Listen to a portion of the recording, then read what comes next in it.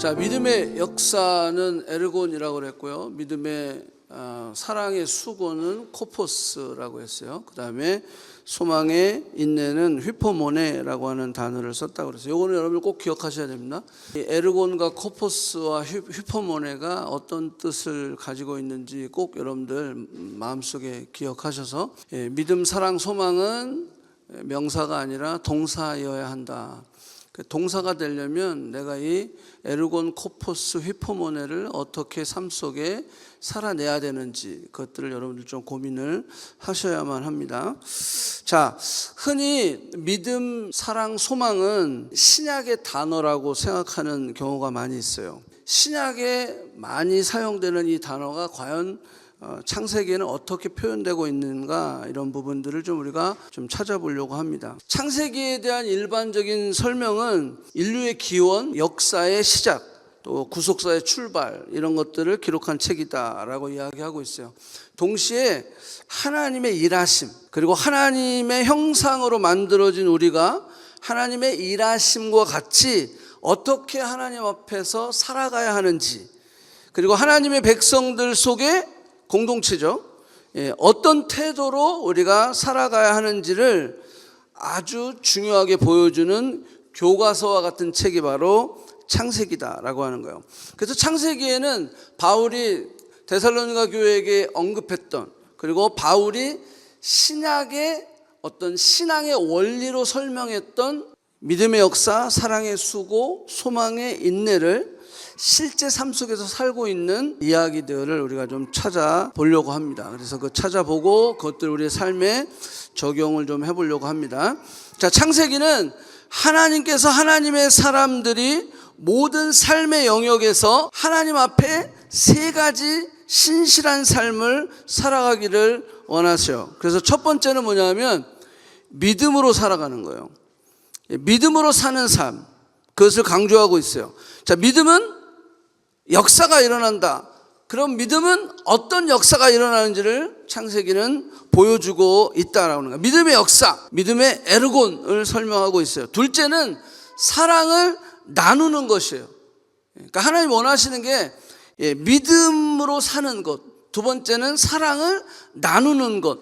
사랑의 수고가 뭔지, 사랑은 왜 수고를 만들어내는지, 사랑의 수고, 사랑의 코포스가 어떤 삶인지 드러내고 있고, 그렇게 살기를 하나님은 원하신다. 세 번째는 소망을 갖는 것입니다. 소망은 왜 인내를 낳는지, 인내를 통해 우리가 배우고 경험해야 하는 것이 무엇인지, 왜 인내를 통해 소망이 완성되는지를 보여주고 있다라고 하는 거예요.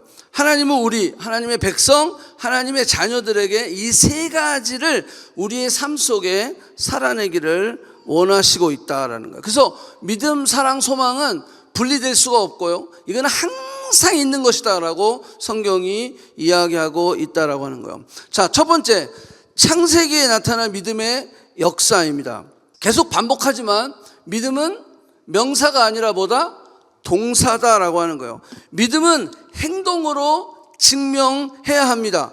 우리의 순종으로 믿음을 보여주는 거예요. 그러니까 믿음은 움직이는 거예요. 액션이다라고 하는 거예요. 창세기를 읽으면 읽을수록 믿음은 생각이나 감정에 머무르는 것이 아니라 결단과 순종이다라고 하는 것을 우리가 알 수 있어요. 자, 첫 번째는 아브라함의 믿음이에요. 뭐 잘 아는 내용이지만 제가 정리를 좀 하는 겁니다.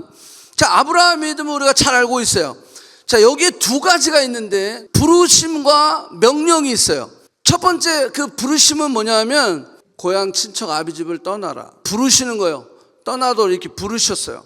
그런데 두 번째는 뭐냐면 가라라고 하는 거예요. 떠나고 가라. 근데 그 가라라고 하는 것이 보여줄 땅으로 가라는 거예요. 보여줄 땅. 그래서 여기 히브리서 11장, 그 다음에 창세기 12장에 보면 잘 두 가지를 비교해 보면 우리가 알 수 있어요. 갈 바를 알지 못해서 갔다라는 거예요. 여러분, 갈 바를 알지 못했다라는 것은 이 블라인드맨이, 장님이 갈 바를 알지 못해서 막 가는 그 의미를 이야기하는 거예요. 그러니까 어디로 가야 할지 내비게이션을 찍으면 어디 분명한 주소, 어드레스가 나와야 되는데 그게 없이 갔다라고 하는 거예요. 본토 친척 아비 집을 떠나라. 하나님 부르셨고 가라. 명령 하셨다라고 하는 거예요. 여러분, 익숙한 곳, 익숙한 환경, 익숙한 사람에게서 떠나라라고 하는 거예요. 인간의 심리는요, 이 정신적인 안정감, 자, 이것을 포기할 때 오는 두려움이 있어요. 무서움이 있고 어려움이 있어요. 심지어는 패닉 상태에 들어갈 수 있다라고 하는 거예요. 이 안정감을 상실했을 때 인간은 불안하고 좌절하고 낭망하고 심지어는 공황장애까지 들어갈 수 있다라고 하는 거예요. 하지만 성경은 뭐라고 얘기하냐면 성장을 위해서 반드시 뛰어넘어야 할, 브레이크스루 해야 할 과정이다라고 하는 거예요. 우리가 분명히 기억해야 될 것은 하나님 분명히 부르셔요. 우리 익숙한 곳으로부터 나올 수 있도록 부르세요. 그리고 그냥 나오는 거로 끝나는 것이 아니라 어디로 가라라고 분명히 말씀하고 있다. 근데 여기서 우리가 중요한 것은 뭐냐면 도망침과 떠남은 다른 것이다라는 거예요. 우리가 때로는 도망치고 싶은 그 장소를 도망치고 싶고 그 사람에게서 도망치고 싶은 그러한 상황이 있을 때가 있어요. 그런데 문제는 도망침의 중심에는 누가 있죠? 내가 있는 거예요. 왜? 내가 결정하고 내가 도망치는 거예요. 그 환경이 싫으니까, 그 사람이 싫으니까 거기서 도망쳐 버리는 거야. 이거는요, 내 중심이고 내 결정이고 그 도망침에는 하나님의 계획이 있는 것이 아니고 나의 생각, 나의 감정이 그 안에 들어있다. 그렇지만 떠남이라고 하는 것은 달라요. 떠남이라고 하는 것은 하나님의 부르심 가운데 떠나는 거예요. 나는 가고 싶지 않아. 그럼에도 불구하고 하나님 부르실 때 떠남이다라는 것이에요. 그래서 단어를 우리가 잘 구분해서 사용할 때 나는 과연 도망침인가 떠남인가 라고 하는 것들을 좀 기억을 해야 될 필요가 있다. 그러면 아브라함은 도망침입니까 떠남입니까? 라고 했을 때 아브라함은 도망침이 아니라 떠남이었다라고 하는 거예요. 하나님의 부르심 가운데 그는 떠났다라고 하는 것을 우리는 알아야 된다.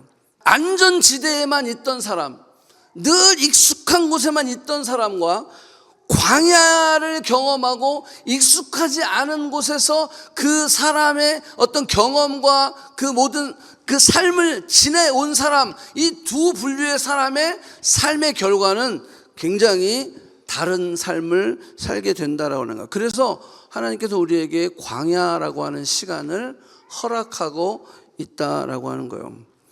그래서 하나님의 말씀을 들을 때 우리 안에 불편함이 있는 것이 뭐라 그랬어요? 그게 불편함의 은혜이다라고 하는 거예요. 말씀을 들을 때 불편해야 돼요. 그래서 그 불편함이 해소되기 위해서는 우리가 뭘 해야 된다 그랬어요? 순종할 때 그 불편함은 없어진다라고 하는 거예요. 근데 순종하지 않으면요, 계속 그 불편함이 남아있게 되어 있다라고 하는 거예요. 자, 믿음의 갈등을 겪게 되고, 그래서 그 갈등을 지난 후에 저들이 어저스트먼트하고 순종할 때 분명히 하나님을 경험할 수 있게 된다라고 하는 거예요. 여기에 아브라함의 이야기를 보면서 더 큰 문제는 뭐냐면요, 떠남이 아니라 갈 곳이 없다는 거예요. 목적지가 없다는 거예요. 어디로 가야 할지 모른 채 여행을 떠났다라고 하는 거예요. 오직 약속만을 붙들고 가야 했던 믿음의 여정이었다라고 하는 거예요. 멈추지 않는 믿음이요, 움직이는 믿음이었어요. 아브라함의 믿음은 다 내려놓고 떠나는 거예요. 부르심의 믿음으로 순종하고 갈 바를 알지 못하지만 계속해서 전진하는 믿음의 태도, 그 믿음의 에르곤, 그것을 하고 있었다라고 하는 거예요. 커넥트 교회 시작할 때도 두 가지 말씀을 주셨어요. 첫 번째 말씀이 이게요, 깊은 데서 가서 그물을 내리라는 거예요. 깊은 데로 가서. 근데 저에게 있어서 깊은 곳은 다운타운이었어요. 하나님 딱 주신 마음이 다운타운. 왜냐하면 그때 당시 제가 95년도에 여기 와서, 그때는요 여기 크리스티를 중심으로 해서 교회가 다 있었어요. 핀치 그러면요 그때는 유배지였어요. 유배지. 핀치는요, 핀치는 거기 어디 시골이야 막 이랬던 곳이에요. 그러니까 핀치다 그러면 거기 아무도 안 가요. 그러니까 이 크리스티가 코리아타운이니까 이 크리스티를 중심으로 해서 교회가 다 있었어요. 제가 섬기던 교회도 이 크리스티 워싱턴 쪽에 있었어요. 그러니까 거의 대부분의 교회가 있었는데 딱 10년 만에 모든 교회가 다 놀수역으로 이사를 가기 시작하는 거야. 그리고 제가 섬기던 교회도 놀수역으로 이사를 갔어요. 이쪽 교회들이 하나 둘씩 없어지기 시작하고요. 그러면서 전부 다 놀수역으로 교회들이 다 정착하고, 심지어는 새롭게 개척하는 교회도 전부 다 놀수역이 있었어요. 그때 하나님께서 제게 주시는 마음이 그런 마음이었어요. 다운타운은 누가 책임질 거예요? 다운타운은 누가 책임질 거예요? 여전히 청년들은 다운타운에 많이 몰려 있는데 다운타운에 교회가 없어지는 거예요. 다 떠나는 거예요. 그때 유학생 선교를 하고 있었기 때문에 하나님께서 계속해서 강하게 말씀하시는 거예요. 다운타운은 누가? 그때 하나님께서 이 말씀을 주시면서 깊은 데에 가서 그물 내려라. 하나님, 저 말고요. 저 말고요. 누가 하겠죠? 저는 영주권도 없는데, 그냥 저는 여기 비자 연장하고 있는 그런 스튜던트인데 제가 어디 개척을 합니까? 근데 계속해서 하나님께서 그런 부르심을 주신 거예요. 하나님, 저는 안 됩니다. 두려움이 오는 거죠. 제가 할 수 있을까요? 우리 가정이 할 수 있을까요? 그때 2013년이니까 14년에 개척했으니까 13년 말에 계속해서 도전을 하시는 거예요. 그런 다음에 하나님께서 주시는 말씀이 이 마태복음 14장의 말씀이었어요. 제가 고민하고 막 걱정하고 두려워하고 있을 때 두려워하지 말라는 거예요. 예수님이 그 물 위로 걸어오셨잖아요. 여기 보면 사경이라고 그러는데, 사경은 새벽 3시부터 6시 사이를 얘기하는 거야. 그러니까 밤새도록 계속 이 풍랑 때문에 이 제자들이 고생을 한 거예요. 고생을 했는데 저 사경쯤에 예수님이 물 위로 걸어오시는 장면을, 이거를 보게 하시면서 베드로가 뭐라 했어요? 주님이 시어든 나로 걷게 하시옵소서. 그때 제 안에 팍 들어오는 마음이 있었어요. 아, 내가 이 물 위를 한번 걸어볼까? 아무도 안 가는 다운타운, 하나님 허락하시면 내가 갈 수도 있지 않을까? 그런 마음이 들어왔어요. 그런데 더 저에게 확신을 주었던 말씀이 이 말이에요. 주님을 향해서 걸어가는데 결국 풍랑이 일어나니까 주님을 보던 시선이 문제를 바라보게 되고 물에 빠지게 돼 있어요. 그리고 물에 빠졌을 때 도와달라고, 주님 도와주세요. 그때 거기 무슨 단어가 거기 제 눈에 딱 들어오냐면 31절, 즉시로, immediately, 즉시로 손을 건져주세요. 딱 내밀어서 그를 붙잡아 주세요. 그리고 32절, 배에 누가 올랐다? 함께 올랐다. 누구랑 함께? 예수님이랑. 예수님과 함께 배에 올라. 그래서 제가 어떤 마음이 들었냐면, 죽지는 않겠다. 죽지는 않겠다. 다운타운에 교회 개척해도 죽지는 않겠다. 그러고 나서 개척을 하게 되는 거예요. 왜? 저 말씀을 붙들고 믿음으로, 믿음의 에르곤, 그냥 순종하고 따르고 주님이 원하시는, 이끄시는 그 길로 내가 행동하는 거죠. 그랬을 때 하나님께서 저 말씀을 통해서 걱정하지 마, 두려워하지 마, 문제가 생기면 내가 바로 즉시 너를 끄집어낼 거니까, 그 용기를 하나님께서 주셔서 이제 커넥트 교회를 2014년 9월 달에 개척을 하게 하셨어요. 그때도 제가 이 말씀을 붙들고, 오케이, 그러면 사표. 2014년 5월 달이 그 교회, 제가 섬기던 교회, 제가 20년을 섬겼는데 20년을 섬기고 20주년 교회 개척 감사 예배를 드리고 저는 그 주에 사임을 했어요. 사임을 하고 다들 그렇게, 어디로 가요? 다운타운 어디로 갈 거예요? 장소가 아직 없습니다. 하나님께서 허락해 주시겠죠. 그러니까 장소가 있어서 사임한 게 아니에요. 아무것도 없는 상태에서 일단 하나님이 떠나라 하셨으니까 나는 떠난 거야. 떠나고, 그리고 이제 5월 달에 사임하고 나서 이제 가는 거야. 하나님께서 어떻게 인도하실지, 그 인도하심이 다운타운 어디일지 I don't know. 뭐 나는 그때 돈도 없었고, 근데 하나님께서 루디아를 만나게 해주셔서 빌립보 교회를 세우셨던 것처럼 루디아를 만나게 됐어요. 그래서 요 옆에 학원 원장 하는 부부를 만나게 돼서 무료로 건물을 사용하게 됐어요. 그러니까 이게요, 하나님이 이렇게 인도하시는 거예요. 우리가 믿음으로 따르고 순종하고 나아갈 때 하나님이 일하신다라고 하는 거예요. 일하신다. 아멘? 그래서 말씀을 붙들고 나아가는 게 중요한 거예요. 그 말씀이 우리에게 믿음이 되고 그 믿음이 역사를 이루어 나아가서 이렇게 커넥트 교회가 지금 올해 12년째 이렇게 성장하고 있고요. 또 여기서 신앙생활 했던 친구들이 지금 한국에 가 있는 사람은 150명이에요. 훈련 받고 가고 훈련 받고 가고. 작년에도 한 30명 가고 올해도 또 몇 명 갈지 모르겠어. 계속 가는 거야. 또 가는 거야. 여기 교환학생으로 오신 우리 여기 토론토대 여기 또 다 갈 거 아니야 또, 그지? 올여름에 가는 거야. 그렇지만 언제 가더라도 이 마음을 가지고, 여러분들의 인생 가운데 그래, 믿음의 에르곤, 하나님 분명히 우리를 부르셨을 때, 때로는요 상식적이지 않을 때가 많이 있어요. 깊은 곳에 그물을 내려? 아니에요.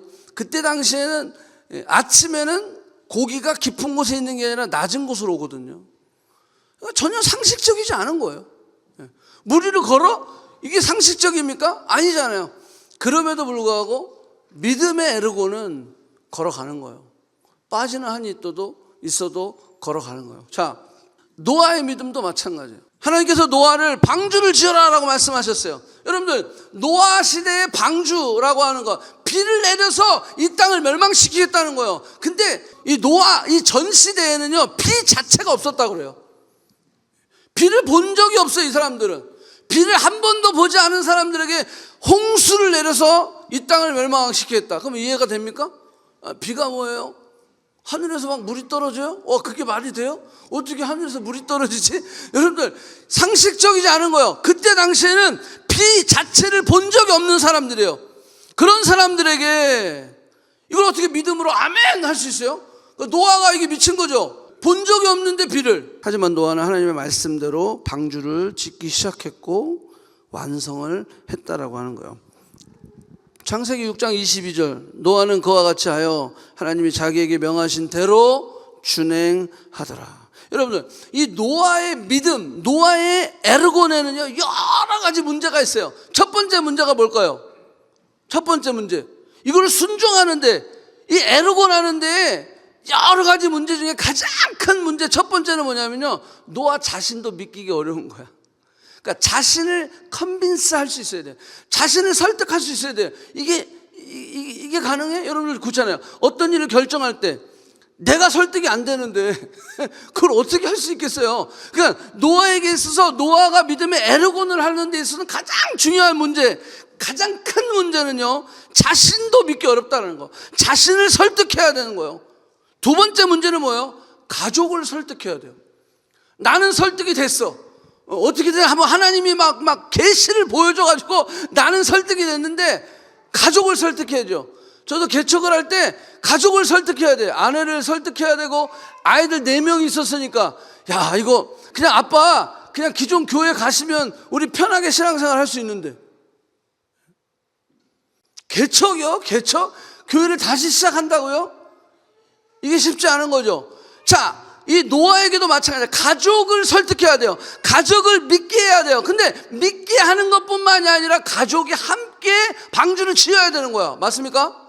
그렇잖아요. 그래요. 알아서 하세요. 오케이. 그리고 그냥 많은 게 아니라 이 가족, 이 8식구거든요. 이 가족이 함께 방주를 지어야 돼요. 그러니까 가족을 그렇게, 야, 나랑 함께 이 방주를 짓자, 설득을 해야 되는 거예요. 이게 쉬운 건가요?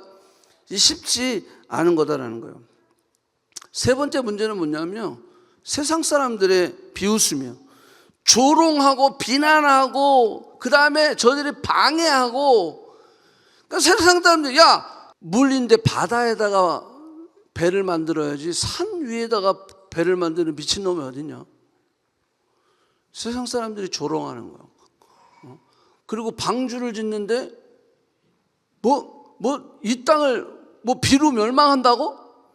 야, 막 웃으면서 하늘을 봐라, 뭐가 오게 생겼냐. 그 비웃음, 비난과 조롱. 그 다음에 네 번째 가장 또 문제가 되는 게 뭔지 아세요? 기술이 없어요. 돈도 없어요. 사람도 없어요.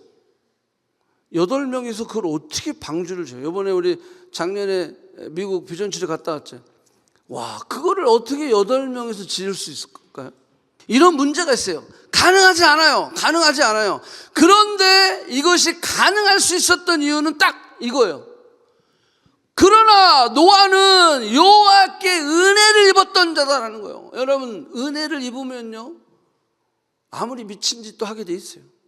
은혜를 입으면요, 다 가지 마라 그래도 본토 친척 아비 집을 떠날 수가 있어요. 은혜를 입으면요, 불가능하다고 생각하는 것들 믿음으로 나아갈 수 있다라고 하는 거예요. 은혜를 입으면 주님, 나로 하여금 그 물을 걷게 하여 주시옵소서. 그 물 위를 걷게 하여 주시옵소서. 주님이 물 위를 걸어오는 게 베드로 혼자 봤어요? 12명이 다 봤어요. 근데 11명은 입 딱 닫고 있었어요. 한 명 베드로만 주님이셔든 나로 걷게 하시옵소서. 여러분들, 이 한 명을 하나님은 찾고 계시는 거예요. 지금도 하나님은 이 한 명을 찾고 계신다라고 하는 거예요. 믿음으로 반응할 수 있는 그 한 명을 찾고 계시다라고 하는 거예요. 자, 그래서 이 노아는 하나님의 은혜를 입었어요. 그리고 9절에 뭐라 그랬어요? 노아는 의인이요 그랬어요. 당대의 완전한 자라. 그리고 하나님과 동행했다. 여러분, 이게 기가 막힌 거예요. 의인이라고 하는 것은 뭐죠? 여러분, 의인은 어떻게 되죠? 믿음으로 되는 거예요. 그럼 우리는 지금 뭐죠? 믿음의 역사, 사랑의 수고, 소망이 있는데, 이 믿음, 노아는요 의인이었다. 그거는 뭐야? 노아의 삶이 믿음의 에르곤이 있었다라고 하는 거예요. 그 다음에 두 번째 뭐라고 했어요? 완전한 자라. 여러분, 우리 삶 여기 퍼펙트한 사람 있습니까? 없어요. 그렇지만 이 완전하다는 뜻은 원어적으로 보면 순종했다, 수고하는 자였다라고 하는 뜻이에요. 여러분, 사랑은 수고하는 겁니다. 믿음이 있으면요 사랑의 수고를 하게 되어 있어요. 그러니까 노아는 완전한 자, 당대에 구별된 자였다. 당대의 사람들 중에서 구별된 그 악한 세대와 구별되었어서 그래서 사랑의 수고를 했던 자였다라는 거. 어느 누구도 자기중심적인 사람들, 이 악한 세대, 자기만 아는 세대, 이 사람들은요 수고 안 해요. 코포스를 하지 않습니다. 그런데 이 당대에 완전했던 이 노아는요 사랑의 수고를 아끼지 않았다라고 하는 거예요. 세 번째, 하나님과 동행하는 자였다라고 하는 것은 그가 하나님이 보입니까? 하나님 안 보여요. 그럼에도 불구하고 그는 하나님과 동행했다라고 하는 것은 뭐예요? 소망의 인내를 가졌다라고 하는 거예요. 그러니까 믿음, 사랑, 소망, 이 세 가지가 드러나는 삶, 그 드러나는 자의 삶은요 방주를 지을 수 있다는 거예요. 아멘? 그런 역사가 우리의 삶 가운데 기대하고 있는 거, 기대하는 거예요. 창세기의 믿음은요 언제나 행동이었다라고 하는 거예요. 아멘? 우리도 지금 방주를 지으려고 합니다. 커넥트 비전 센터를 작년부터 계속 이제 문서화하기 시작했어요. 저거는요 거의 10년 넘게 생각했던 거예요. 이제는 문서화하고 가시적으로 우리가 해보자. 그래서 오늘 첫 번째로 음료수 판매하고 하는 거예요. 야, 저걸 할 수 있을까? 커넥트 비전 센터, 그 비전 센터를요 저는 아크 프로젝트라고 제가 이름을 붙였어요. 저 아크가 뭔지 아세요? 아크는요 하나님의 임재를 상징합니다. 아크는 거룩을 상징해요. 아크는 하나님의 능력을 상징하는 거예요. 아크는 세상과 구별됨을 상징하는 거예요. 하나님의 역사가 일어나는 것이 아크예요. 이스라엘 백성들에게 아크는요 저들의 삶의 중심이었어요. 우리 크리스천들에게 중심이 뭡니까? 그게 하나님의 임재가 돼요. 그래서 저는 아크라고 하는 이 아크 프로젝트라고 하는 것을 해서 저는 이렇게 생각해서 하나님, 아크는 A는 뭐죠? Always are ready. Always are ready for K잖아요. Kingdom, God's kingdom. 우리가 이 아크 프로젝트를 통해서요 늘 우리는 하나님의 나라를 위해서 준비되어 있는 5분 대기죠. 여기 군대 갔다 오신 분 있죠. 비상벨만 울리면 바로 출동하는 거예요. 그래서 always ready for God's kingdom. 하나님의 나라를 위해서 하나님 이 건물이 사용되기를 원합니다. 이걸 어떻게 짓죠? 저게 exactly same size예요. 우리가 거기 가서 여기서 밑에서 사진 찍었죠. 와, 저거를 100년이 걸렸어. 100년. 8명이서 그걸 진 거야. 여러분, 이게 어떤 믿음입니까? 이게 미친 거예요. 미친 거예요. 근데 우리가 믿음의 에르곤을 할 때 하나님은 저 아크, 저 방주를 통하여서 하나님의 창조적인 질서를 다시 한번 회복시키셨어요. 하나님의 창조 질서를 다시 커렉션 하셨다는 거예요. 그리고 저 아크를 통해서 세상과 저 아크에 있는 사람들은 뭐죠? 구별되는 거, 분리되는 거죠. 하지만 저 아크는 세상의 희망이요, 희망. 아크를 통해서 다시 한번 새로운 창조를 하나님께서 해 나가시는 거예요. 그래서 저는 아크 프로젝트 하면서 우리에게는 교회는 여기 있잖아. 스톤처치. 인원 많으면 저쪽 본당 가면 돼요. 그쵸? 우리는 센터는 있어야 되겠다. 우리가 아지트가 있어야 되겠다. 우리에게 아크가 있어야 되겠다. 어때요? 괜찮아요? 어떤 분이 저한테 목사님 저 어떻게 만들어요? 우리 돈도 없는데. 노아가 방주를 만들 때도 마찬가지예요. 우리가 하나님의 부르심이 있다면 누가 하신다? 하나님 하시는 거예요. 우리 리더들한테 그래요.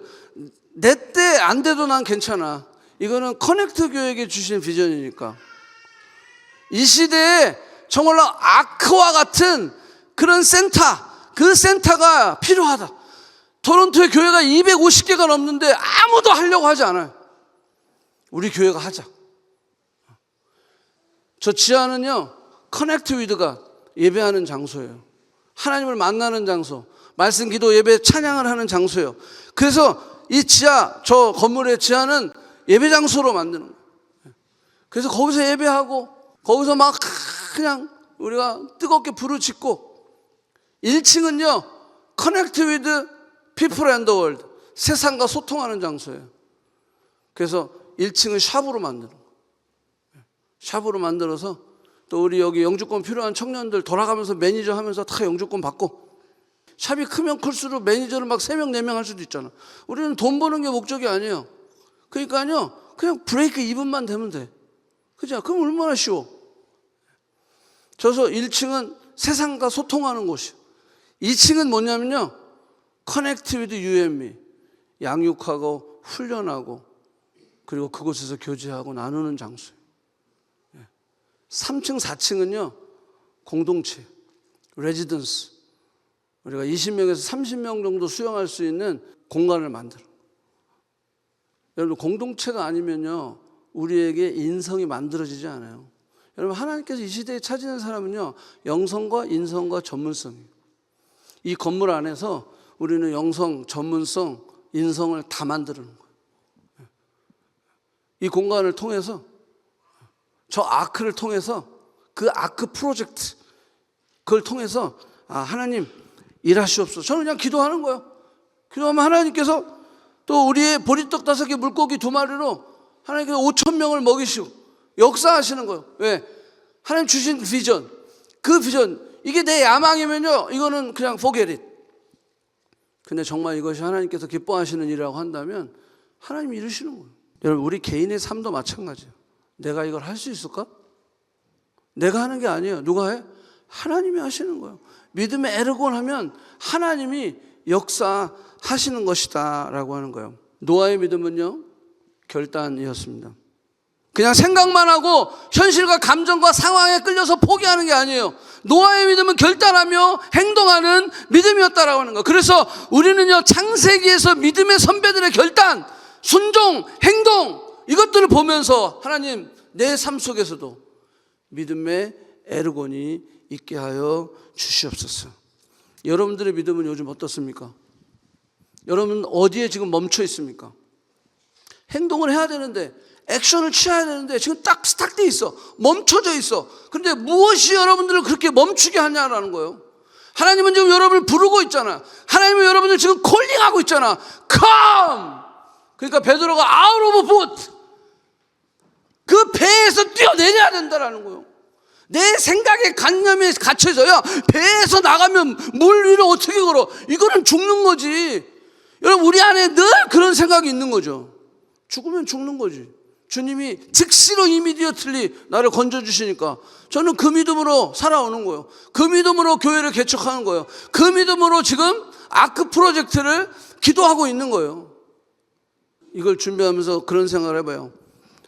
노아에게 아크를 허락하셨죠. 그 다음에 또 아크 생각나는 게 뭐 있어요? 모세에게 아크를 허락하셨어요. 여러분 성막 안에 지성소, 모스트 홀리 플레이스, 지성소 안에는 아크가 있었어요. 그리고 또 누구죠? 다윗. 다윗이 하나님의 성전을 지어드리려고 그랬죠. 그래서 다 준비했어요. 다 준비케 하셨어요. 그리고 솔로몬 때 성전을 지어 올렸어요. 그리고 나중에 성전이 무너지죠. 그 다음에 포로로 해서 돌아온 그 백성들이 다시 에스라 느헤미야를 통해서 성전을 다시 회복시키잖아요. 여러분들 성경의 큰 라인을 보세요. 노아, 모세, 솔로몬의 성전, 그 다음에 포로에 돌아와서 다시 성전 회복, 그리고 나서 마지막 성전이 누구예요? 예수 그리스도. 여러분들 아크를 세우는 자는 하나님이 반드시 축복하게 되어 있어요. 이 역사 전체의 흐름이 그 아크를 세우는 데 있는 거야. 쭉 해서 결국 마지막에 예수님이 거룩한 성전으로 세워주신. 기도하면서 하나님께서 이 커넥트 교회를 통해서 이 일을 하시기를 원하시는구나. 물론 커넥트 교회뿐만 아니라 어떤 교회도 하나님이 다 부르셔요. 그런데 누가 반응하는 거예요? 커넥트가 반응을 하는 거예요. 그러니까 반응하는 사람이 그 일에 순종하며 그 놀라운 하나님의 역사적인 그 기적, 그것들을 경험할 수 있는 것이다 라고 하는 거예요. 저는 오늘 이 시간 이 말씀을 통해서 여러분들을 묻고 있는, 지금 아르곤을 해야 되는데 너를 순종하지 못하게 하고 자꾸 여러분들의 그냥 기본적인 그 본성이 나를 붙잡고 있는, 그래서 뭔가 순종하지 못하고 액션을 취하지 못하게 하는 그것으로부터 저는 여러분들이 오늘 이 시간에 벗어나기를 축복합니다. 그 브레이크스루가 일어나야 돼요. 개인의 삶에도, 여러분들의 가정 안에도, 여러분들의 공동체 안에도, 이 교회 안에도 그게 이루어져야 된다라고 하는 거예요. 두 번째, 창세기에 나타나는 사랑의 수고. 수고는 코포스라고 그랬어요. 희생과 헌신. 이 사랑은요 반드시 수고를 동반하고 있어요. 수고하지 않는 건요, 그건 사랑이 아니다라는 거예요. 사랑은 반드시 수고하게 되어 있어요. 선악을 알게 하는 나무를 먹으면 정령 죽으리라. 여러분 왜 저 말씀하셨다고 그랬어요? 인간을 보호하시기 위함이요. 여러분 선악을 알게 하는 나무 다 먹어도 돼. 근데 저 나무는 절대 따먹지 마. 그 이유는 뭐냐면요, 그게 맛있어서가 아니야. 그 나무를 볼 때마다 아담과 하와는 무슨 생각을 하게 될까요? 저건 하나님이 따먹지 말라고 그랬지.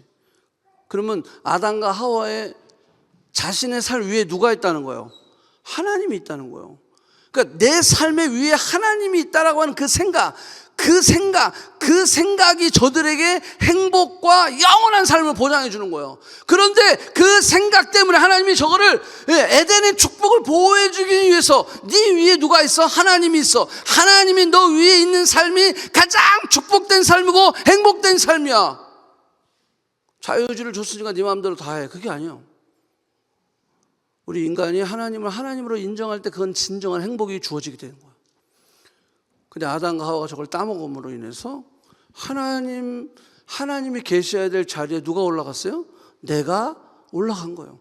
하나님과 약속을 어겨버렸다라고 하는 거예요. 하나님의 사랑은 일시적이에요? 영원한 거잖아요. 그냥 한 번 하고 끝나는 게 아니에요. 사랑은요 지속적인 거예요. 변하지 않는 거예요. 그게 진짜 사랑인 거예요. 그러니까 하나님이 인간이 범죄하고 하나님을 버렸어요. 그럼에도 불구하고 하나님은 또 사랑의 수고를 하기 시작하는 거야. 그래서 또 회개의 기회를 줘. 그렇지만 회개의 기회를 저들은 취하지 못했어요. 취하지 못했으니까 어떤 결론이었어요? 결국 하나님은 가죽옷을 입혀주셨어요. 사랑의 수고를 또 계속해서 또 반복하시는 거예요. 하나님의 사랑의 수고의 최고 절정이 뭐라고 그랬어요? 예수 그리스도. 사랑의 수고의 가장 큰 하이라이트, 절정은요, 예수 그리스도를 우리를 위해서 보내주신 거예요. 그러니까 하나님의 사랑은요, 창세 때부터 에덴 동산에서 범죄 이후로부터 계속해서 멈추지 않고 지속적으로 지금까지 우리에게 올 수 있었다라고 하는 거예요. 왜? 그분은 사랑이시니까. 아멘? 그래서 가죽옷을 지어 입으셨어요. 그리고 심지어는 뭐라 그랬어요? 야, 저들이 이제는 선과 악을 구분하게 됐어. 자, 그래서 선과 악을 구분하게 됐는데 이제 저들이 생명나무까지 먹으면 어떻게 돼? 영원히 죽지 않게 되는 거야. 그러니까 생명나무를 지키는, 그래서 여기 보니까 뭐라 그랬어요? 불칼을 두어서 생명나무를 지켜 앉으라. 이거 왜 이렇게 하시는지 알아요? 이게 사랑의 수고예요. 왜냐하면 하나님은 선과 악을 구별하시지만 악을 통제하실 수 있어요. 맞습니까? 근데 인간은요, 선과 악을 구분할 수 있게 됐는데 문제는 악을 통제할 수가 없어요. 그러니까 악을 통제할 수 없는 인간이 생명나무를 먹어버리면요, 악을 통제할 수 없는 인간이 영원히 살아버리는 거야. 그러면 이 세상이 어떻게 되겠어요? 그러니까 생명나무는 절대 못 먹게 한 거야. 그래서 불칼을 세워가지고 지키게 한 거예요. 그리고 저 생명나무는 누구만 먹을 수 있어? 예수 그리스도의 생명이 있는 자, 예수 그리스도 안에서 구원받은 자, 예수 그리스도 안에서 우리의 죄의 문제, 죽음의 문제, 사망의 문제, 저주의 문제, 형벌의 문제, 지옥에 가야 되는 문제를 해결하는 사람들, 그 예수 그리스도 안에서 저 불칼을 통과하는 거예요. 그랬을 때 우리는 영원한 생명에 이르게 되는 겁니다. 그러니까요, 예수 그리스도 없는 사람은요, 생명나무 먹을 수 없어요. 저 불칼이 지키고 있기 때문에. 저거는요, 하나님의 사랑의 수고예요. 왜? 정령 죽으리라 그랬으면 먹으면 확 죽여버리면 돼요. 그죠? 먹었으면 확 죽어야지. 왜? 정령 죽으리라 그랬으니까. 그런데 죽이지 않으셨어요. 왜? 하나님은 공의만 있는 게 아니라 하나님 뭐가 있어요? 사랑이 있었어요. 하나님 만약에 공의만 있는 하나님이었다면요, 그냥 먹고 죽는 거예요, 다. 여러분들 죄 지면 죽는 거예요. 여러분, 저도 제일 겁나는 게 그거예요. 와, 하나님 사랑의 하나님이니까. 우리가 만약에 여러분 일주일 동안 죄 짓고 여기 저기 들어오다가 입구에서 다 죽어버려요. 하이, 그러다 푹 죽은 거예요. 그럼 우리 여기 리더들은요, 계속 시체 치우다가 시간 다 가는 거예요. 내가 하나님의 거룩함 앞에 안 죽을 자신 있어요? 없어요. 우리는 다 죽을 사람이에요. 근데 누구 때문에 사는 거야? 예수님 때문에 사는 거예요. 그 예수 그리스도 생명이 우리 안에 있기 때문에 사는 거예요. 이 하나님이요, 인간이 범죄했을 때 그 수고를 아끼지 아니하신 거예요. 자, 하나님은 선악을 알지만 악을 통제하실 수 있는 분, 우리는 악이 통제가 안 되기 때문에 결국 하나님은 저렇게 수고를 하셔야 됐다라고 하는 거예요. 자, 야곱의 사랑은 우리가 지난주에 했어요. 이거 넘어갈게요. 야곱이 사랑하니까 7년을 며칠처럼 생각했다는 거야. 이게 사랑의 코포스다라고 하는 거예요. 여러분, 세 가지 꼭 기억하세요. 사랑은요, 시간을 요구합니다. 사랑하면요, 시간을 들이게 돼 있어요. 사랑하면요, 시간이 아깝지 않아요. 여러분, 사랑하는데 시간이 아까워. 그건 무슨 문제 있는 거예요. 그러니까 내 사랑이 지금 식었어. 내 사랑이 지금 막 이래, 이게 좀 이상해. 그러면요, 빨리 하나님, 내가 지금 뭔가 잘못되고 있는 것 같아요. 두 번째는요, 사랑은요, 인내를 요구합니다. 사랑은 오래 참고, 아멘? 오래 참는 거. 내가 정말 사랑한다면요, 인내하는 거예요. 참아주는 거예요. 세 번째, 사랑은요, 자기 자존심을 버리게 되어 있어요. 사랑하는데 자기 자존심 살리는 사람 있어요? 사랑하면요, 자존심 버리는 거예요. 왜? 사랑하니까. 그죠? 사랑하니까. 근데 인간의 사랑은 안 그래요. 자존심 살리거든요. 네. 그러니까 힘든 거야. 이 부부가 결혼한 사람들 여기 있잖아요. 이게 힘든 거야. 왜? 우리 인간적인 본성이 우리에게 있으니까. 그러니까 누구의 사랑이 들어와야 돼, 자꾸. 하나님 사랑이 들어와야 되는 거예요. 하나님 사랑이 안 들어오면요, 이 부부 관계도 힘들어지는 거야. 왜? 시간도 그렇고, 두 번째 인내도 그렇고, 세 번째 또 자신을 낮추는 거, 이것도 쉽지 않은 거예요. 이 인간적인 사랑은 그런 거예요.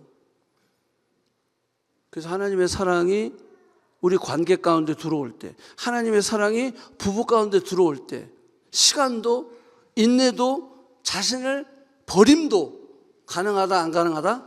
가능하다. 아멘? 아멘. 자, 요셉은요, 형제들에게 배신을 당했어요. 그죠? 그리고 자기를 미워했고, 형들이 자기를 죽이려고 했고, 심지어는 형들이 자기를 종으로 팔아버렸어요. 그 종으로 팔아버림으로 말미암아 사랑하는 아버지랑 생이별을 하게 됐어요. 그리고 자신의 진짜 스텝브라더 아니고 진짜 브라더 베냐민이랑 그냥 생이별을 하게 됐다라고 하는 거예요. 그 결과가 뭐예요? 노예가 됐어요. 노예. 그렇게 사랑받던 요셉이 노예가 돼버린 거예요. 억울하게 죄수가 되어서 감옥에 갇히게 됐어요. 자, 그런데 잘 보세요. 요셉은 형들을 만났을 때 어떻게 했어요? 분노하고 복수하지 않았어요. 대신 뭐 했어요? 용서하고 사랑을 선택했다라고 하는 거예요. 여러분, 요셉의 사랑은요, 느낌과 감정으로 하는 사랑이 아니었어요. 말로만 하는 사랑이 아니었어요. 요셉의 사랑은 하나님을 바라보고 의지하는 사랑이었다라고 하는 거예요. 요셉의 사랑은 용서의 사랑이었어요. 요셉의 사랑은 용서할 뿐만이 아니라 오히려 위로하는 사랑이었다라고 하는 거예요. 책임지는 사랑이었다라고 하는 거예요. 요셉의 사랑은요, 수고를 아끼지 아니하는 사랑이었어요. 고통을 통과한 사람들만 하는 사랑이었다라고 하는 거예요. 그래서 요셉이 이렇게 얘기한 거예요. 당신들이 나를 해하려 했지만, 그건 부인할 수 없는 사실이잖아. 당신들이 나를 해하려 했지만 하나님이 그것을 선으로 바꿔주셨습니다. 21절, 내가 당신들과 당신들의 자녀를 뭐한다? 기르리이다. 책임질게요. 책임지는 사랑, 용서하는 사랑. 그 다음에 창세기 45장도 이렇게 얘기했어요. 당신들이 나를 이곳에 팔았다고 해서, 팔은 거는 사실이에요. 팔았잖아. 그래, 근심하지 마소서, 한탄하지 마소서. 하나님의 생명을 구원하시려고 나를 당신보다 먼저 보내셨습니다. 여러분, 이게 진짜 말이 되나요? 이 정도 되면 좀 복수도 하고 원망도 있고, 형들에 대해서. 근데 요셉은 이렇게 얘기한 거예요. 그러니까 요셉의 사랑이라고 하는 분명한 어떤 워딩은 없어요. 그렇지만 그의 말과 선택과 행동을 보면 그가 얼마나 사랑했는지, 그가 얼마나 수고를 했는지, 그가 얼마나 코포스의 삶을 살았는지 그것을 알 수 있다라고 하는 거예요. 여기 아주 중요한 키워드가 있어요. 요셉의 전 인생을 우리가 딱 보면요, 공통적으로 발견할 수 있는 게 있는데 그게 뭐냐면 항상 최선을 다했다라는 거예요. 항상 수고를 아끼지 않았다라는 거예요. 늘 코포스가 있었다라는 거예요. 코포스가 뭐라 그랬어요? 뜻이? 피곤할 정도로 노동을 하는 거예요. 지칠 때까지 녹초가 될 정도로 고된 일, 고통을 소비하는 것. 이게 요셉의 전생에 그랬어요. 철이 없을 때도요, 늘 요셉은 최선을 다했어요. 늘 수고를 아끼자. 형들이 왕따 시키는데도 불구하고 그는 열심히 수고했어요. 신기해요. 처음부터 끝까지 충성해요. 최선이에요. 코포스 했다라고 하는 거예요. 사랑 때문이죠. 부모에게 사랑을 받았어요. 하나님께 꿈으로 보여주신 사랑을 얻었어요. 그래서 그 꿈을 꾸고 부모의 사랑을 받았을 땐 진짜 막 날아가는 것 같았어요. 그 꿈과 부모의 사랑에 그는 진심이었어요. 근데 현실은 어떻게 됐어요? 형들이 시기와 질투와 미움과 죽이려고 하고, 형들이 자신을 노예로, 종으로 팔아버렸다라고 하는 거예요. 억울하고 분하고 원통하고 괴롭고 지치고 힘들고 짜증나고 신경질 나고 피곤하고 우울하지만 요셉의 중심에는 그 사랑 때문에, 부모에게 받은 사랑뿐만이 아니라 하나님이 내게 주신 그 꿈의 사랑, 그것 때문에 그는 소망의 인내를 가지고 있었어요. 그것 때문에 사랑의 수고를 할 수 있었다라고 하는 거예요. 여러분, 그걸 꼭 기억하시기 바랍니다. 우리가 하나님의 사랑을 묵상하고 하나님의 사랑을 경험하게 되면요, 그 경험하면 경험할수록 저는요 부모님 사랑을 못 받아가지고, 아니요, 괜찮아요. 그럼에도 불구하고 내가 하나님의 사랑은 진짜잖아. 하나님의 사랑은 내가 말씀을 통해서 하나님의 사랑을 경험하며 나아갈 때 우리의 삶 속에요, 요셉처럼 어떤 환경 가운데서도 사랑의 코포스를 할 수 있다라고 하는 거예요. 잘 한번 보세요. 아버지가 아들 요셉에게, 야, 형들이 양을 치러 갔는데 너 형들 어떻게 잘 있는지 한번 가봐. 그리고 먹을 것도 좀 떨어졌을 거야. 그 먹을 것도 좀 갖다 줄래? 그러니까 이 아들이 뭐라 했어요? 아빠! 안 돼요! 형들이 나를 죽일지도 모르는데 저는 갈 수 없어요. 저 아빠랑 있을게요. 이러지 않았어요. 네, 갈게요. 형들이 자신을 미워했어요. 형들이 자신을 왕따시켰어요. 아직까지는 죽이려고는 하진 않았어. 그럼에도 불구하고 위험한 곳이거든. 형들끼리 있는 그곳에, 아버지도 없는 그곳에, 거기가 어디라고? 헤브론에서 세겜이라고 그랬어요. 헤브론에서 세겜은요 한 100km가 넘는 곳이에요. 그러니까 거기를 적어도 4일에서 5일은 가야 형들을 만날 수 있단 말이에요. 그런데 거기를 예스! 내가 가겠습니다. 그러니까 제가 얘기했죠. 이 요셉은요 늘 최선이었어요. 늘 수고를 아끼지 않았다라고 하는 거예요. 이분도 나를 미워하는 사람이라고 할지라도 그는 세겜까지 한 4일에서 5일이 걸리는 그곳까지 갔어요. 근데요, 갔는데 형들이 있었어요, 없었어요? 없었어요, 세겜에. 그래서 사람들한테 물어봤더니, 야, 여기 사람들 못 봤어요? 그랬더니 도단으로 갔대. 도단은요, 거기 또 하루 더 가야 돼. 20km 더 가야 돼. 자, 이 정도 됐으면요, 도단, 집에 갈래. 난 최선을 다했어. 난 할 만큼 한 거야. 이럴 수도 있잖아요. 그런데 요셉은요, 끝까지 최선을 다했어요. 도단까지 간 거야. 거기가 어디라고. 그럼 20km를 또 간 거야. 또 간 거.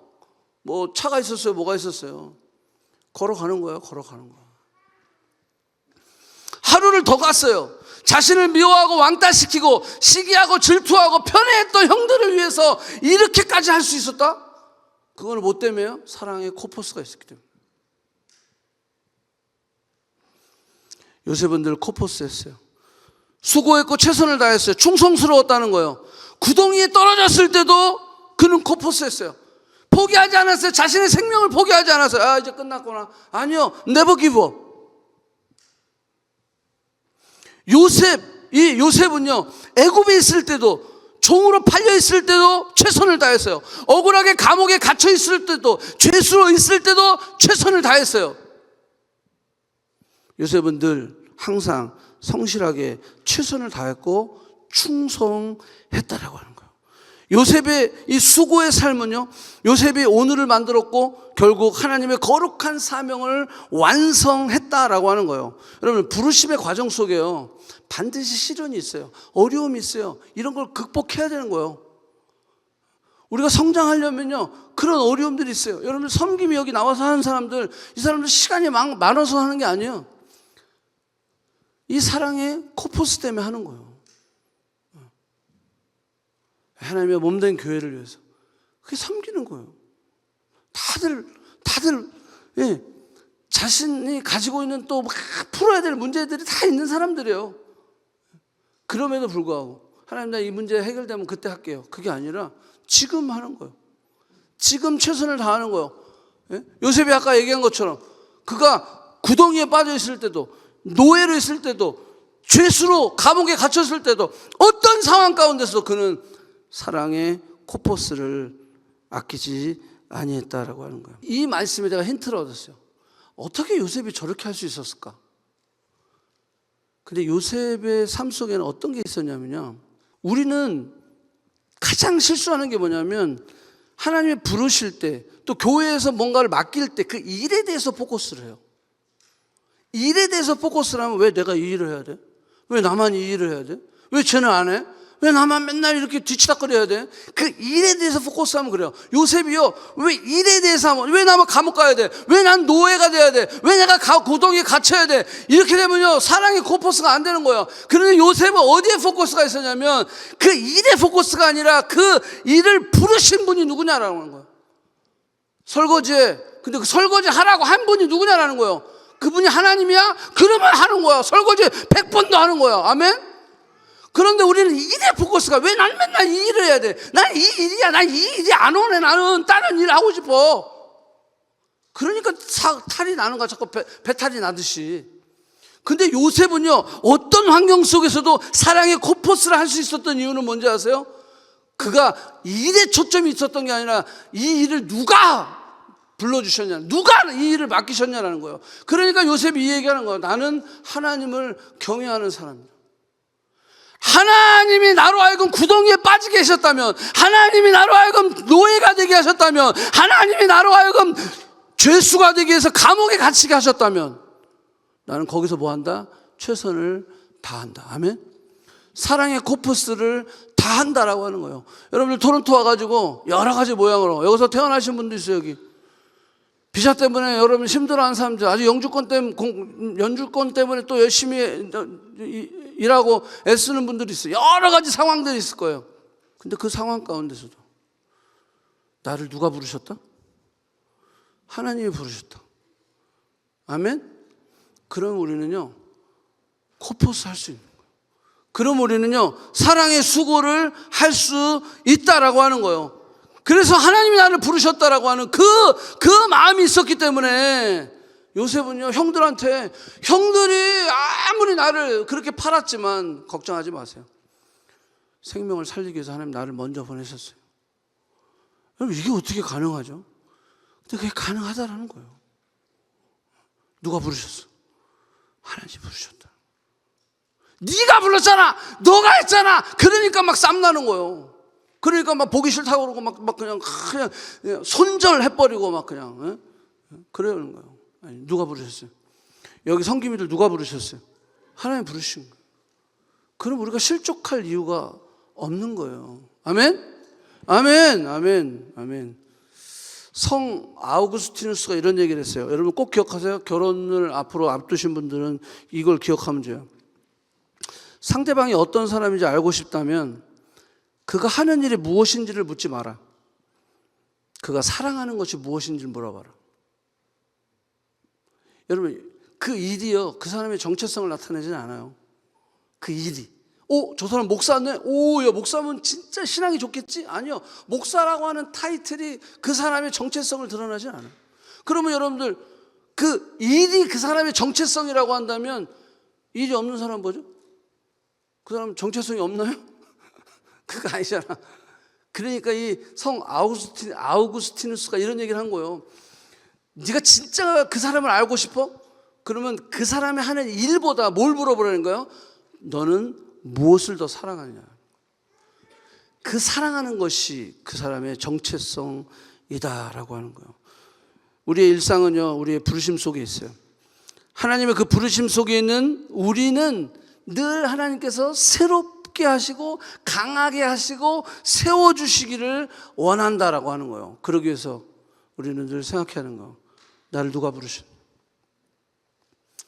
오늘 이 예배도 누가 부르셨어요? 하나님 부르셨어요. 하나님 부르셨다는 생각이 있으면요, 찬양팀이 삑사리가 나고 나랑 스타일이 안 맞고 막 이래도요 괜찮아. 왜? 찬양팀이 나를 부른 게 아니잖아. 아멘? 아멘. 하나님이 나를 부르셨잖아. 그러면 나는 이 예배 가운데 뭐 할 수 있다? 코포스 할 수 있는 거예요. 최선을 다할 수 있는 거예요. 이 예배를 하나님을 위해서 드릴 수 있는 거예요. 아멘? 여러분들이 예배의 구경꾼입니까? 여러분들 예배의 저지예요? 심판자예요? 여러분들이 뭐 심사위원이에요? 오늘 찬양팀 몇 점? 오늘 목사님 설교 좀 쏘쏘. 우리가 심사위원이 아니잖아요. 나를 누가 부르셨다? 하나님 부르셨다. 그 마음이 있어야 됩니다. 자, 마지막. 자, 소망에 있네. 소망은 기다림 속에서 단단해지는 거예요. 소망은 기다릴 때 단단해지는 거예요, 더. 왜냐하면 소망은 즉각적인 응답이 아니기 때문이에요. 소망 그러면요, 이게 바로 응답되는 게 아니에요. 시간이 필요해요. 그래서 기다림 속에 단단해진다라고 하는 거예요. 창세기 속의 믿음의 사람들은요, 지금 당장의 결과보다는 하나님의 약속을 붙잡고 있었다는 거예요. 당장의 응답이 아니에요. 그래서 여기 아브라함은 뭐예요? 아브라함과 사라, 저들에게 하나님 뭘 약속하셨어요? 75세에 아들 이삭, 널 통해서 결국 그 혈통이 민족이 이루어질 거다라고 자녀를 약속하셨어요. 자녀를 약속하셨는데 언제 주셨어요? 100세에 주셨어요. 그러니까 25년을 기다리게 하셨다라고 하는 거예요. 이 기다림 속에 결국 단단해진다라고 하는 거예요. 믿음의 아르곤, 그리고 소망의 휘포보네를 만들어내는 것은 바로 이 기다림입니다. 기다림. 당장 이루어지는 게 아니에요. 마찬가지요. 그 비전을 향해서 개인의 비전이 있고 이 공동체의 비전이 있죠. 그걸 하고 나아갈 때 기다림이라고 하는 것을 그걸 통해서 우리를 더 단단하게 하시고 강하게 하신다라고 하는 거예요. 소망은요, 빠른 응답이 아닙니다. 하나님의 때를 기다리고 신뢰해야 된다는 거예요. 그 때를 못 기다리면 어떻게 돼요? 내가 만들어내는 거야. 내가 만들어. 그래서 우리가 잘 알던 아브라함도 그 때를 못 기다려가지고 결국 누구를 만들었어요? 이스마엘을 만들어버려요. 저는 그래서 늘 기도하는 거예요. 하나님, 제가 이스마엘을 만들고 싶진 않습니다. 이삭을 기다리는 자 되기 원합니다. 우리 가정 안에도, 우리 교회 공동체 안에도 하나님, 내가 이걸 만들어야 돼. 그래서 커넥트 비전 센터 무조건 만들어야 돼. 이래가지고 무리수를 둘 필요는 없어. 때를 기다리는 거예요. 하지만 비전은 쉐어링을 해야 되잖아. 그지? 비전 센터 디자인한 우리 자매한테 그랬어요. 3층인데 4층으로 해야 돼. 그때 목사님 그 돈이 또 많이, 꿈은 좀 크게 갖자. 소망에 인내, 시간이 필요하다. 자, 요셉의 인내도 마찬가지라고 했어요. 요셉의 인내, 그 인내하는 과정, 시기, 질투, 생명의 위협, 노예, 감옥. 요셉은 몇 년을 기다렸을까요? 애굽의 총리가 될 때까지 13년에서 15년을 기다렸어요. 기다리는 거예요. 하나님 주신 그 꿈, 그 약속, 그 약속을 가지고 인내하는 거야. 휘포몬에 무거운 짐이 있는데 그 아래에서 버팅기고 있다라는 거야. 그 도망가지 아니하고 거기 버팅기고 있는 거야. 무거운 짐을 나홀로 지고 견디다 못해 쓰러질 때, 그럼에도 불구하고 주님이 나와 함께 하셔서 나로 하여금 그 길을 걷게 하시는. 그래서 소망의 인내를 가지고 있는. 자, 창세기는요 우리에게 이렇게 이야기합니다. 믿음의 역사를 나타내야 된다. 사랑의 수고, 그것을 우리의 삶 속에 증명해야 된다. 소망의 인내, 그 인내를 통하여 우리의 모든 삶이 완성되어 가는 거예요. 아멘? 예, 기다림이 없이는요 되는 게 없어요. 다 기다려야 돼요. 때가 있는 거예요. 기다려야 돼요. 결국 예수 그리스도 안에서 완성되는 그 놀라우신 복음의 완성, 우리가 그것을 기다리는 거예요. 바라보는 거예요. 우리 한번 시간 기도할 때, 여러분들 우리의 삶 속에 이 세 가지는 항상 있는 거예요. 그런데 한쪽이 어디 위크한 부분이 있을 수 있어요. 하나님, 내가 이것이 부족하네요. 하나님, 내게 이것이 회복되기 원합니다. 오늘 말씀을 들으면서 내게 주신 도전이나 내게 주신 어떤 깨달음이 있다면 그걸로 꼭 기도합시다. 하나님,